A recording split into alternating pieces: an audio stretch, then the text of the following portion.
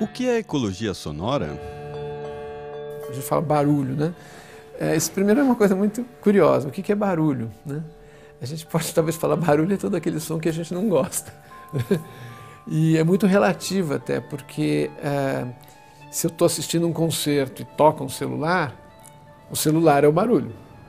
Agora, se eu estou falando no celular e passa um trio elétrico, o trio elétrico é o barulho. Ou seja, é uma questão, é uma relação aí, não existe, na verdade, um julgamento absoluto, né? Mas, basicamente, a gente pode reconhecer alguns padrões. Primeiro, todo som que é forte demais e que, vamos dizer, encobre a diversidade dos outros sons, né? Quando você tem que, de repente, sentir que os outros sons precisam se tornar mais altos para poderem ser ouvidos, você está diante de um desequilíbrio no âmbito do ambiente sonoro, né? Então, é um problema ecológico sonoro. Por exemplo, quando você tem uma situação que deveria ser uma situação de silêncio, que é necessária para justamente você poder descansar, poder se concentrar, e existe algum tipo de perturbação, pode ser até a música mais maravilhosa do mundo, mas ela está num lugar inadequado, ou está numa intensidade inadequada que perturba aquilo que deveria estar acontecendo. Ela é, na verdade, um desequilíbrio no âmbito da ecologia sonora, né? E hoje, claro, na nossa sociedade, a gente tem uma situação complicada. O adensamento das pessoas, né? É muito difícil você controlar o som. Som é uma coisa que a gente tem muito poucas defesas em relação a ele. Portanto, mesmo que eu tenha um som lá, pode estar 1 quilômetro, 2 quilômetros de distância, né? Aquela pessoa que está lá, ela nem tem consciência de tudo que ela está, vamos dizer, de alguma forma, invadindo com aquela manifestação. E você que está distante, você, de alguma forma, é obrigado a conviver com aquilo, né? Então, é uma situação, inclusive, de cidadania, que envolve, quer dizer, os direitos, né? O direito de todo mundo se expressar, sem dúvida, mas também o direito de você não poder obrigar, quer dizer, as pessoas não deveriam ser obrigadas a participar da sua expressão. É uma invasão. É uma invasão, né? O que é poluição sonora? Olha, é uma coisa interessante.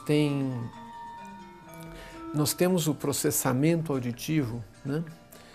Que é assim, obviamente, eu recebo um impacto mecânico, né? Acústico, que, enfim, toca o meu corpo todo e, de alguma forma, se concentra na minha região, aqui no meu órgão auditivo e vai para o meu cérebro, né? E isso nós não temos como lidar com isso de uma forma consciente. Isso acontece. Nós somos passivos nesse âmbito. Interiormente, a gente acaba fazendo escolhas, né? Então, a gente tem uma capacidade que é, por exemplo, a audição seletiva, né?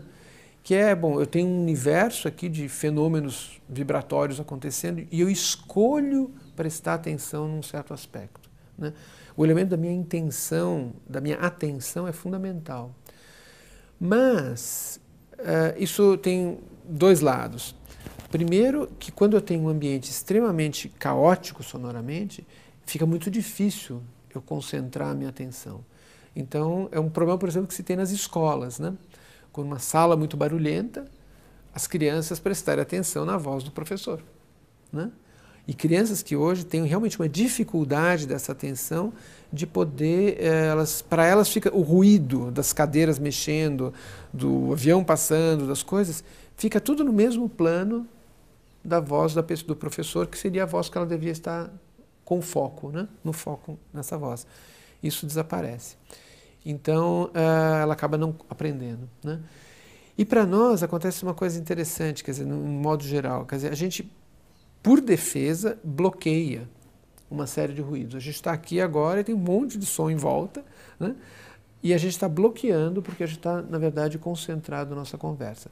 Só que todas essas informações, elas estão chegando e elas ficam num plano inconsciente ou semiconsciente. Bom, nesse sentido, eu não processo totalmente essa informação.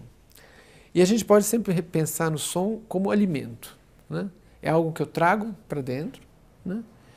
E o que acontece com o alimento que eu trago para dentro do meu corpo e eu não processo ele completamente? Eu não me torno plenamente consciente dele, né? A gente pode falar que ele ele dá uma indigestão, né? Aquilo que eu trago para dentro do meu corpo, eu não processo, ele se torna indigesto. Eu posso também falar que aquilo que eu trago para dentro da minha casa e eu não uso completamente, né? As embalagens, por exemplo. A embalagem, quer dizer, eu compro o suco, tomo o suco e sobra a embalagem. E o que essa embalagem fica? Aquilo que eu não processo. É lixo, né? Então a gente pode falar que a gente acaba tendo lixo sonoro dentro da gente. E esse lixo sonoro, ele provoca, como eu já falei, pode ser uma indigestão, uma intoxicação e causa irritabilidade, né? Pode perturbar teu sono. Claro, o sono a gente pode falar já dele, porque é uma coisa extremamente importante, né? Ou seja, são energias que ficam dentro do nosso corpo que não são plenamente processadas e por isso elas podem causar transtornos, né? Qual a importância do silêncio para o sono? Então, o sono, o famoso sono restaurador, né? Que deveria realmente ser feito em silêncio. Porque, você imagina, esse órgão, esse organismo, ele está o tempo todo recebendo essas informações e tendo que lidar com elas, né? Isso cansa, ouvir cansa, né? A gente precisa dar uma trégua para ele, né? Precisa dar um tempo para que esse chiado de fundo abaixe, né? Então, na hora de dormir, é fundamental o silêncio, né? É como se alguém quisesse dormir, imagina a seguinte situação, alguém está querendo dormir e você fica com uma lanterna, um farolete no olho dele, né, o tempo todo. A pessoa ficaria extremamente irritada, né? E acontece a mesma coisa com a audição, só que com a audição a gente não tem como fechar. Tem uma citação de um músico dessa área de ecologia sonora que diz assim, o ouvido não tem pálpebras, né? Ou seja, a gente não tem como fechar. E a luz é relativamente fácil você barrar, né? Você põe um papelão nessa cortina, essa sala fica escura. Aqui na janela, essa sala fica escura. Se você quiser barrar o som, você vai ter que construir paredes imensas. Bom, então, essa necessidade do silêncio para abaixar esse ruído de fundo, né, e poder isso... Assim, eu falo assim, o sono ele é como é o momento que a gente tem no dia de fazer uma faxina interior, né? Limpar todas essas impressões, todas essas influências que a gente recebeu durante o dia, né? Através de um sono, um bom sono, a gente consegue libertar isso e estar relativamente em condições no dia seguinte de poder se concentrar, poder trabalhar, poder dar atenção para as coisas, né? O silêncio incomoda? O silêncio, ele é incômodo, ele pode ser incômodo também, porque justamente o silêncio é o momento que você vai ter que se deparar com você mesmo, né? E muitas pessoas têm uma dificuldade, né, em ficar consigo mesmas, porque as suas questões internas estão talvez em ebulição, ou estão com tanta intensidade, tantas coisas sem sentido na própria vida, que ficar consigo é ficar com os problemas. Para que a música, né, tá vindo de algum lugar, vai te levar para alguma situação. Agora, eu acho que isso, eu vou falar uma coisa, talvez soe um pouco assim, radical, mas é quase um uso de música como droga, né? Não deixa de ser uma forma de você usar algo, uma substância que não é química, né, mas é física, no fundo, porque é vibração também, né, para alterar, para você não se confrontar com questões próprias, né? É um redutor de consciência, pode ser um redutor de consciência. A música pode alterar a consciência? Olha, claro, eu sou músico, eu adoro ir a um concerto, né? Mas aí eu tenho que entender que é o seguinte, é uma opção minha, agora eu vou sentar e vou ouvir essa música. Acho que o grande problema é quando a gente começa a usar, assim, a música para abafar alguma outra coisa, né? É tudo, na verdade, a consciência com que você faz, o uso que você faz das coisas. As coisas em si não são nem boas nem más, né? A gente sabe que todos os remédios são venenos e alguns venenos são remédios. Né? Quer dizer, é tudo como você, o porquê você faz, né? A consciência com a qual você usa as coisas.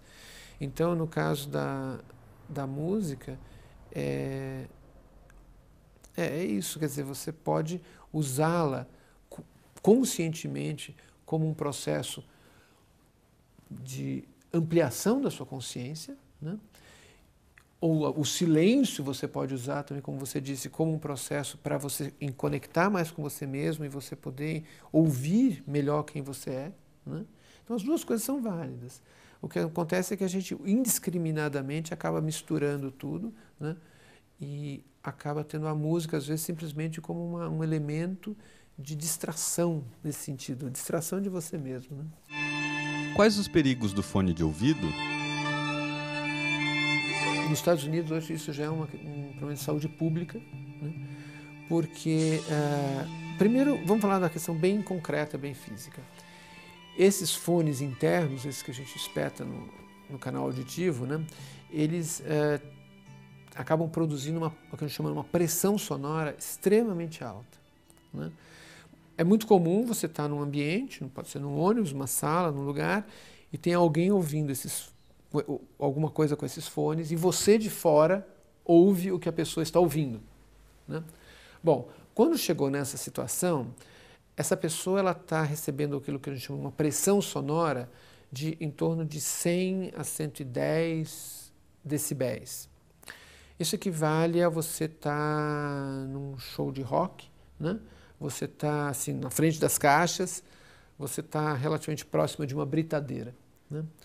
Existe uma norma do Ministério do Trabalho que diz que essa faixa de intensidade sonora a gente só poderia estar exposta a ela no máximo 7 minutos por dia. A partir daí, você começa a ter uma lesão no seu sistema auditivo. Então, bom, você imagina uma pessoa que põe esses fones, entra num ônibus, que já é barulhento, portanto ela vai aumentar o volume. Vai ficar talvez 1 hora aí para chegar em algum lugar, né? Ou seja, ela já causou um dano, né? E essa é uma perda, ela não é assim, não é que cai de um dia para o outro, né? Cai um pouquinho, cai mais um pouquinho, cai mais um pouquinho. Depois, talvez de 1 ano, 2 anos, você vai ver, você vai fazer uma audiometria, essa pessoa está com uma perda de 20% na audição. O uso do fone de ouvido pode gerar irritação ou estresse? Pode deixar. Normalmente não, porque ela está ouvindo alguma coisa que ela gosta, né? Pelo menos espera-se isso, não é uma autotortura, masoquismo. Mas assim, tem essa dimensão bem concreta, né? Assim, eu acho que isso é muito importante, porque está lesando o órgão auditivo, né? E isso é irreversível. Então, esse uso exagerado, né, que a gente observa aí, ele realmente, eu acho que daqui a alguns anos a gente vai começar a ter estatísticas de um nível de deficiência auditiva bastante alto pelo uso desses fones aqui que vão dentro do canal, né? A música pode criar um distanciamento da realidade? Quando você põe um fone de ouvido, você isola a sua percepção auditiva do resto do que está acontecendo, né? Isso a gente tem um nome para isso, que a gente chama de esquizofonia, né? Ou seja, uma cisão na relação auditiva que eu tenho com o mundo, né? Ou seja, aquilo que eu estou vendo, aquilo que eu estou fazendo, né, e os sons daquilo que eu estou vendo e que eu estou fazendo se dissociam do som que eu estou ouvindo, né? Ou seja, uma cisão interna, eu crio 2 mundos, né? E isso é uma questão complicada, né? Porque eu deixo de viver, na verdade, a integralidade da situação, né? Se a gente sempre fala, queremos ser, né, uma vida integral, né? O que é uma vida integral? Uma vida integral é você estar plenamente no momento, no aqui e agora, com tudo que esse momento tem. Então, se esse momento, o som, eu estou, por exemplo, vou dar um exemplo, eu vejo às vezes no parque, né, as pessoas fazendo lá o tchum, tchum, tchum, tchum, tchum, e eu fico imaginando o que elas estão ouvindo, né? Que é um som que não tem nada a ver com aquele ambiente, com o que elas estão fazendo, às vezes até com o próprio ritmo do que elas estão fazendo. Quer dizer, é uma dissociação. Eu crio para mim mesmo uma dissociação da realidade, né? E isso, com certeza, não é integral. Integral é você ouvir o som do sapato, perceber, por exemplo, o chão, como muda o som, né, do meu sapato no chão, se eu estou andando sobre folhas, se eu estou andando no asfalto, se eu estou andando num solo que tem pedrinhas. Isso tudo é informação para o nosso corpo, não é, para a nossa consciência, que precisa ser integrada. E ela, no momento que eu estou atento a isso, eu estou integrando isso tudo. Isso faz sentido. Ah, eu estou andando em cima de pedrinhas porque eu sonho de pedrinhas. Quer dizer, isso faz... Ah, legal. Estou aqui agora. Agora, se eu estou andando em cima de pedrinhas, eu nem estou ouvindo as pedrinhas, eu estou talvez sentindo pelo tato, não é, no pé, mas estou ouvindo... Pode ser Mozart, pode ser, ou qualquer outra banda pop, entendeu? Não importa. Mas isso está dissociado. O excesso de informação auditiva pode afetar a atenção a longo prazo? Nós estamos vivendo uma perda da nossa capacidade de foco, de atenção. Eu não quero atribuir isso só à questão auditiva, mas talvez a um excesso de estímulos gerais, que o auditivo, mas também o visual, né? A gente está sendo muito... O nosso sistema sensorial, né? Ele está sendo muito exigido, muito agredido. E o som também. O auditivo também, né? E esse excesso de estímulos, com certeza, ele dificulta, ele cansa, porque tudo isso exige processamento. Todo estímulo que eu recebo, ele quer ser processado, ele quer ser conscientizado. É aquela história, você está comendo uma coisa, você já põe outra em cima, e mais outra, e outra, e outra, e outra, e outra, e como é que você quer que o teu sistema digestivo dê conta disso, né? Então, esse excesso de informação, ele, com certeza, ele traz prejuízos. Como lidar com sons de maneira mais consciente? Eu, pessoalmente, eu tenho um grande prazer com sons, né? Mas, assim, é uma atitude de percebê-los, né, como eles são, e os sons de cada lugar. A gente poderia falar uma coisa que poucos falam, né? Um turismo sonoro. Né? Existe turismo gastronômico, né? Turismo artístico, vai lá para ver museus, né? Vai para fazer compras, não sei, enfim. Mas o turismo sonoro, quer dizer, cada lugar tem um som que é uma identidade, que faz parte da identidade daquele lugar, né? Então, você pode fazer uma viagem e não só ver as paisagens, mas observar os sons, né? O som de uma floresta, né? O som da estrada, o som de um restaurante que você entrou, né? O som de um espaço, de uma igreja que você foi visitar, né? O som do alto da montanha, né? São todos elementos altamente informativos sobre um lugar, né? O seu ambiente de trabalho, ele tem uma paisagem sonora, né? Ele tem uma paisagem sonora, ele não são só objetos e espaços. Ele tem uma paisagem sonora que reflete, ou vamos dizer, que expressa a própria vida daquele lugar. As qualidades, assim como a voz de uma pessoa é um elemento que expressa a sua interioridade, que a gente sabe muito bem quem é uma pessoa e o que ela está falando pela voz dela, às vezes até mais do que olhar para a fisionomia. É na voz que ela vai expressar as nuances, de fato, o que ela está querendo dizer, né? Ou seja, o que ela tem dentro. Então, o som ambiente de um lugar é altamente revelador das suas qualidades. Então, é algo a ser conhecido, né? E se a gente começa a ouvir os ambientes, eles começam a ter mais significado para a gente. A gente vai conhecer coisas deles que a gente nem imaginava, né? Então, é uma sugestão isso, talvez, né? Quer dizer, lidar com os sons de forma mais consciente. Isso, inclusive, é uma forma de se proteger, né, do excesso de informação. Porque no momento que você conscientiza, você processou, né? E isso não é mais lixo sonoro dentro de você, né? Então, você faz já no dia a dia, você vai fazendo a sua faxina e não deixa acumular essa sujeira vibratória que, às vezes, por excesso, a gente acaba tendo que lidar com ela. Todos nós somos músicos? A primeira coisa que eu reconheço, assim, que eu tenho visto no meu trabalho, no que eu tenho feito, é que, bom, música é um atributo do ser humano, né? Fazer música faz parte de ser humano, né? Eu estava falando, quer dizer, um ser humano, quando você define, bom, o ser humano tem 2 pés, 2 braços, uma cabeça, um tronco, um coração, né? E é músico, né? Ou seja, todos nós temos essa musicalidade como algo intrínseca, né?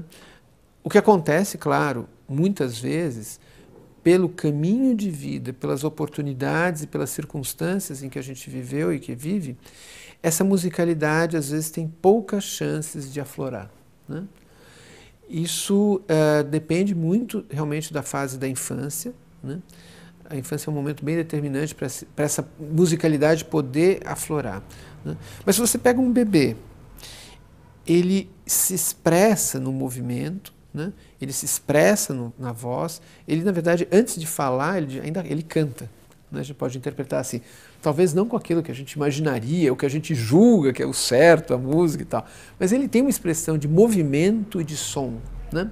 Isso já é música, isso já é esse impulso musical individual que todos nós temos. E conforme a gente vai crescendo, a gente vai dando estrutura a essa musicalidade, né? A gente aprende culturalmente, né, a afinar, a desenvolver um bom senso rítmico motor, né? Bater palma, andar na roda, né? São coisas todas que ao longo da infância a gente vai desenvolvendo. E isso se torna, então, capacidades expressivas para depois a gente poder usar isso no mundo. A expressão através da música, ela sempre é muito reveladora, né, de como a gente está no nosso corpo, né, que ambientes vivem na nossa alma e mesmo que tipo de pensamentos e de visão de mundo a gente tem, né? A gente tinha muito comum os cantos, né, muito relacionados às situações da vida, né? O canto das lavadeiras, né? Os cantos de trabalho, né? Os cantos de lamento, né?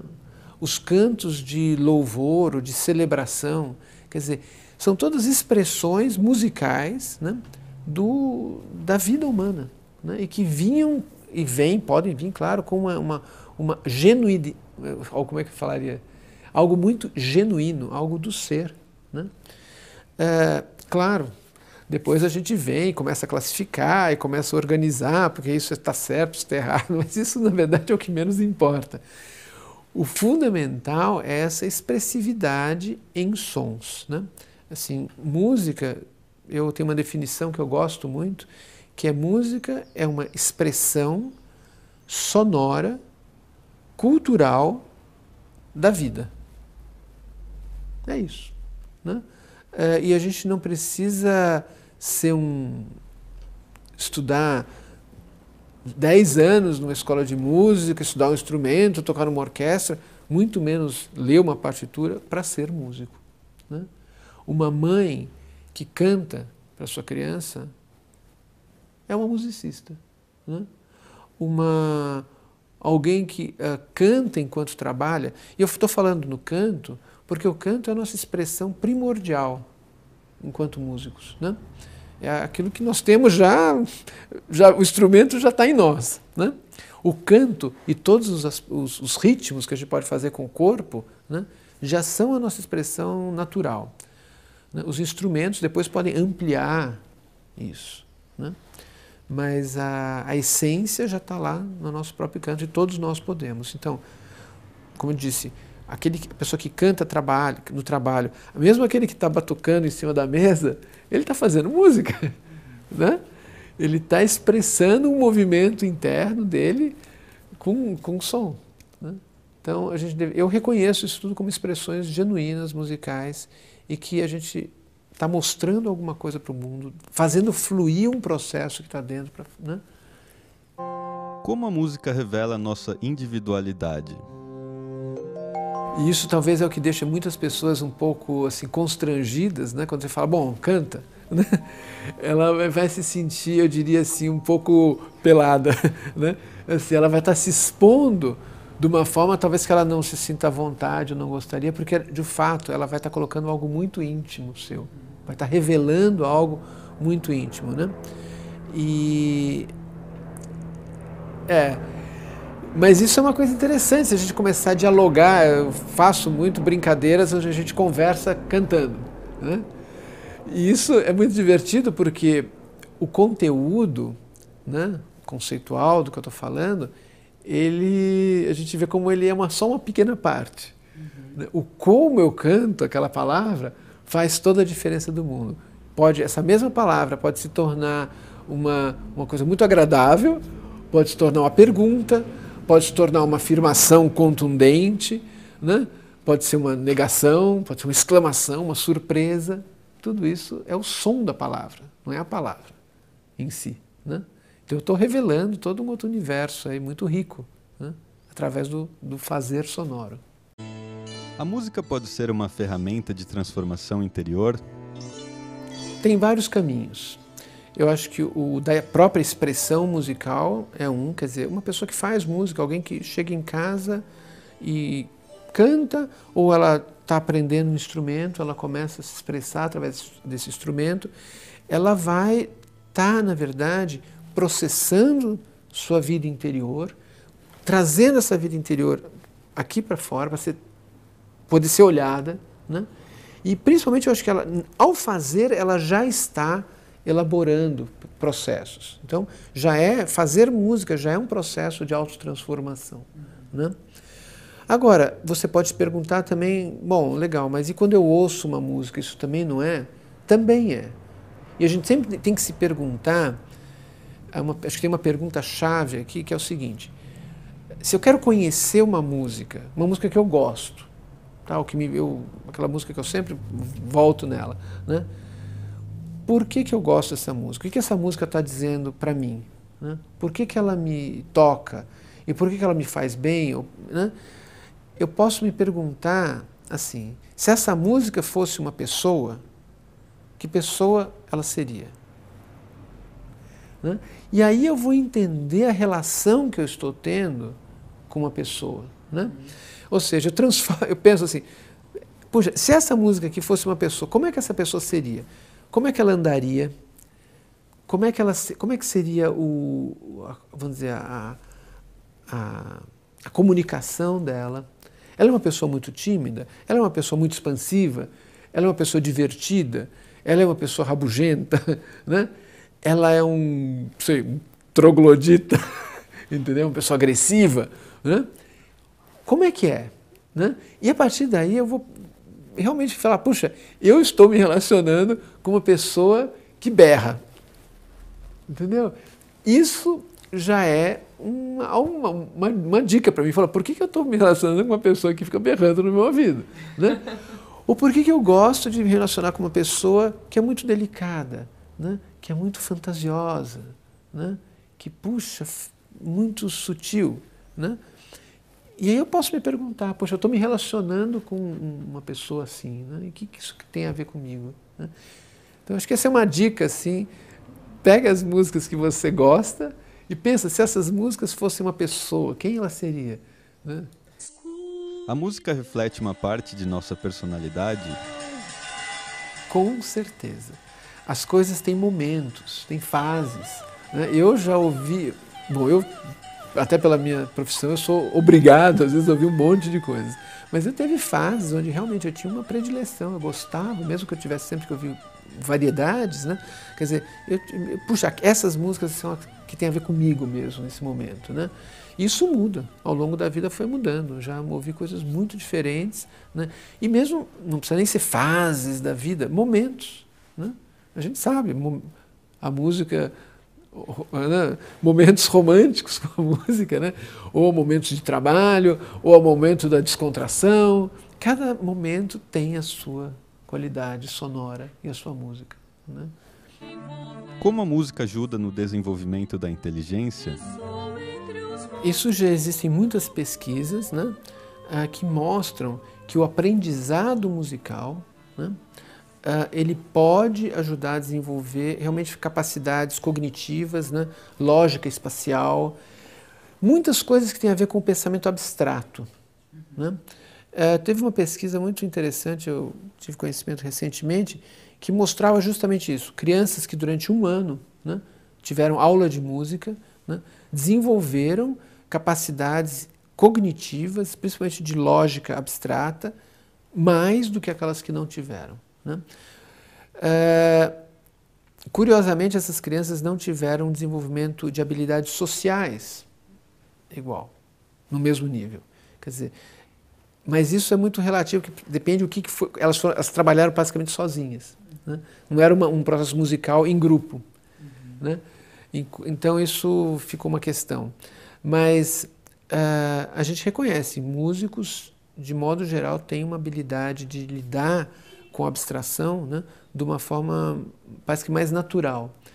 E tem questões a nível neurológico muito curiosas, né, porque a gente tem centros muito definidos para certas capacidades, por exemplo, da linguagem, né, de um lado, sempre um hemisfério. No caso do processamento musical, o que se percebe hoje é que ele é um processamento que ocorre em todo o cérebro.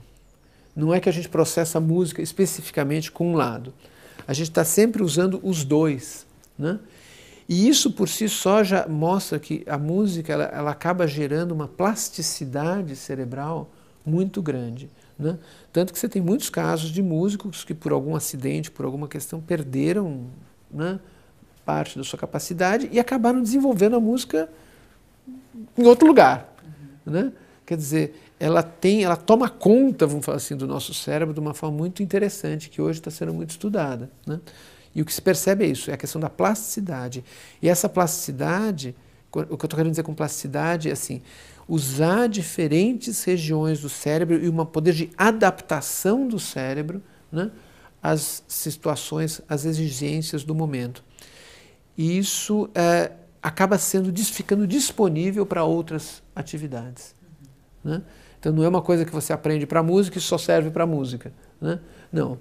Isso se desenvolve com a prática da música e depois fica disponível para outras atividades. Tocar música para os bebês pode ajudar no desenvolvimento? Eu acho que é fundamental para as crianças poderem ter um contato com o fazer e com a experiência musical. Né? Aí você vai ter vários caminhos metodológicos de como fazer isso. Né? Eu acho que para uma criança pequena, se eu tivesse que falar o que é o mais importante, eu diria é a voz da mãe. Isso é o mais importante. Né? Se tivesse que escolher uma coisa. Quer dizer, é a mãe que com a sua voz, porque essa voz ela é uma portadora de, você pode falar, no caso, principalmente na relação mãe-filha, filho, não, é a portadora de uma emoção muito forte, de um amor, né? Que não tem alto-falante e não tem caixa de som que vai dar isso. Né? Então, eu pessoalmente, eu acho que nada contra a música gravada e tudo, mas assim, nessa relação da criança pequena, o ao vivo, essa presença da mãe, que não só canta, mas canta com uma intenção, e através desse canto, esse canto serve como portador de uma emoção, né, de mãe para filho, né, isso é muito mais poderoso. Para o ser humano, ele aprende com outros seres humanos. Né, e principalmente a criança pequena aprende pela imitação que ela vê, do que ela vê nos outros seres humanos. Então, se ela tem um ser humano próximo a ela, né, que lhe dá afeto, e esse afeto vem como música, isso tem um poder muito forte, muito forte. E pode ser, se o pai canta junto, por que não? Não é só a mãe, né? O pai pode cantar também. Se o ambiente da casa, essa música é feita, é vivenciada, isso com certeza tem um efeito muito grande. E todos nós podemos fazer isso, a verdade é essa. Né? Eu estou convencido que todos nós podemos, é só uma questão de falar, eu sou músico, eu nasci músico e vou viver isso. Né? E claro, posso melhorar sempre, a gente está sempre se desenvolvendo. Né? Mas músico não é uma coisa daqueles que ficam lá no palco.